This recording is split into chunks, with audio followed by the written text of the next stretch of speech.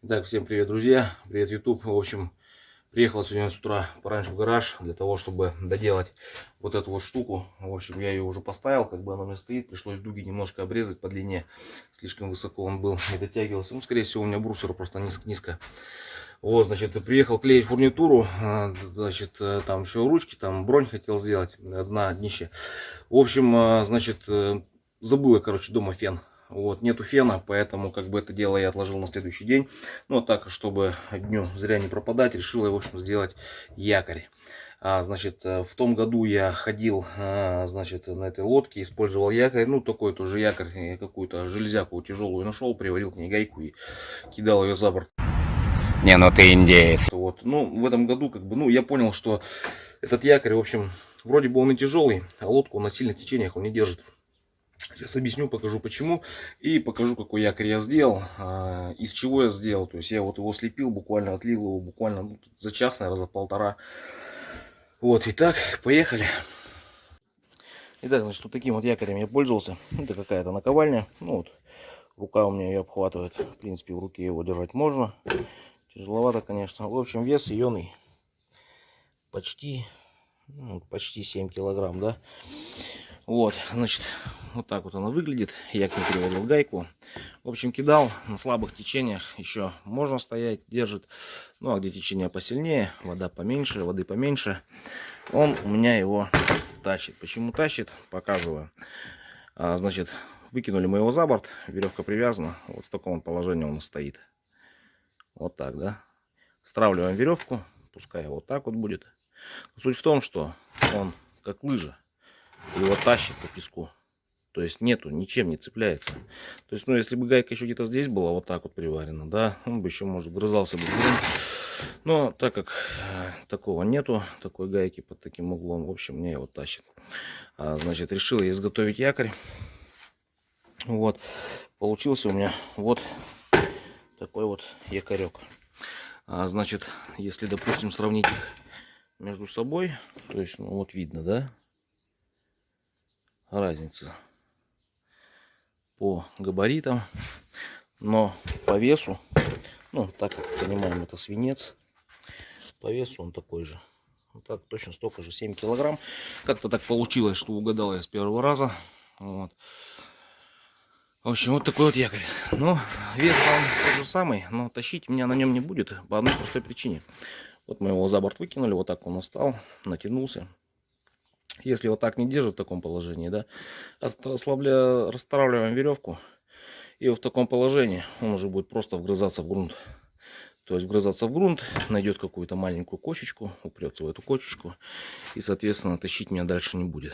То есть, ну, по крайней мере, я на это рассчитываю. Вес 7 килограмм, лодка у меня 330. Значит, держать, я думаю, он будет. Ну, вот он у меня вот так вот выполнен. То есть уголки я уже немножко обстучал молотком. Вот здесь я вот немножко обстучал, так сказать, закруглил, да. Вот, немножко, конечно, может быть, похабно сделано, не совсем прям красиво. Но суть он свою, роль он свою выполнять будет. Ну и в целом так, вроде бы ничего получился вид. Значит, как я его сделал? Рассказываю. Значит, взял я... Куда пропал фокус? Так, взял я вот такую тарелку, сделанную еще при советах. Вот у нее даже тут цена есть, 35 копеек. Значит, вот такая тарелка. Ну, всем, наверное, стало понятно, да? Вот такая тарелка. Далее я взял вот такую вот. Какая-то, видать, это была, ну, то ли планшайба, то ли что-то типа такого. В общем, приварила с этой стороны трубу. Здесь обрезал. Все. Вот, были вот отверстия, 6 штук по кругу. Я туда вставил гайки, болты и просто их заварил и обрезал здесь за подлицо. Вот. То есть вот так вот она у меня сюда встала. Взял вот такие вот две струбцинки, зажал, чтобы она стояла здесь на месте. Вот. Сделал вот этот вот круг. Он у меня идет, получается, здесь кольцо, то есть тоже заварено. И стержень насквозь, где-то до середины, и здесь загибается. Вот, взял этот крюк, вот так вот провдел у него болт, ну и вот так вот сюда вот на болт его повесил. Здесь вот канавки вот такие вот сделал. Вот такие вот вот канавки. Вот этот болт сюда вот так вот положил. И сверху залил свинца прямо до самого уха. В общем, чтобы было понятно, кому-то эта информация, я уверен, пригодится. Значит, чтобы у нас получился якорь 7 килограмм, вот мы берем, значит, тарелка,